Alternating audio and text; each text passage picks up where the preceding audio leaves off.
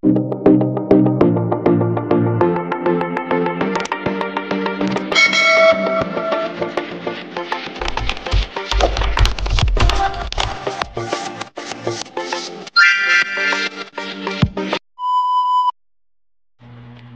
nga ba siya laging balisa, hindi mapakali, dahil gusto kanya laging makita? Hello mga guys, kumusta kayo? Panibagong araw, panibagong video na naman tayo. And sa araw na ito ay isa na namang video ang aking ituturo sa inyo na simpleng gabay o simpleng pamamaraan na makakatulong sa atin. At bago ang lahat, gusto ko lang mag-disclaimer sa mga taong hindi naniniwala at hindi gusto ang mga kagaya nitong video. Please skip this video and maghanap kayo ng videos na gustong gusto nyo, dahil ang video na ito ay para lamang ito sa mga taong naniniwala and gusto mag-try. Sa lahat po ng mga nagko-comment dito sa aking video, dito sa loob ng aking channel, mag-ingat sa lahat ng mga nagre-reply sa inyo na dinadala kayo sa kanilang WhatsApp in Imo app upang makaiwas po tayo sa scam.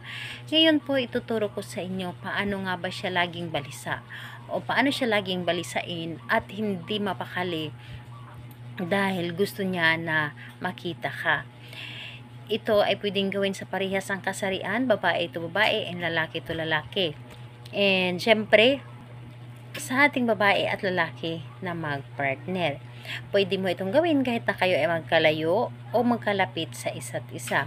And dito po is, ang ating gagamitin dito is kailangan mo lamang dito maghanda ng isang butil ng bawang. And sa bawang po, dapat po ay ito ay binalatan mo na, yung wala na pong balat. So, ito lamang ang dapat nating ihanda.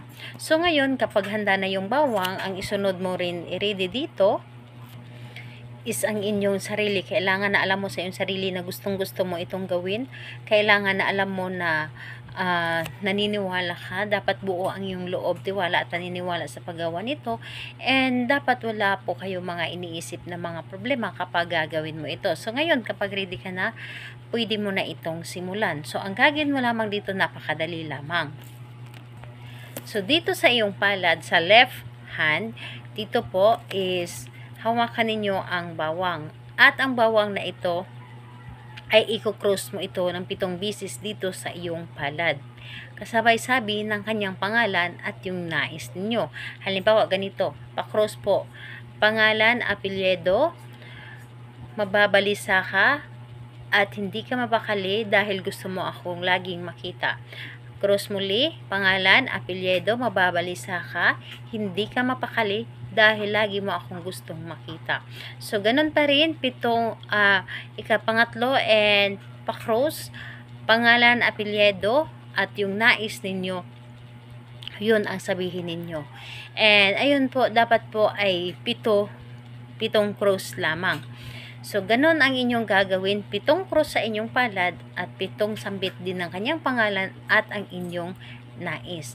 So, ayun po, pagkatapos nito, sa iyong pagkasambit, ang bawang na ito ay ilagay mo lamang ito sa ilalim ng inyong unan. Hayaan ninyo ito at asahan ninyo. Ang taong ginawa ninyo dito ay sobrang mababalisa siya. So, yun po. Kailan ito pwedeng gawin? Kahit anong araw at oras, pwedeng mo itong gawin. Basta't alam mo sa iyong sarili na hindi ka nagdududa dito at para pang hinihila ka na gawin ito. Ayun po, salamat po sa inyo. Bye bye everyone. God bless.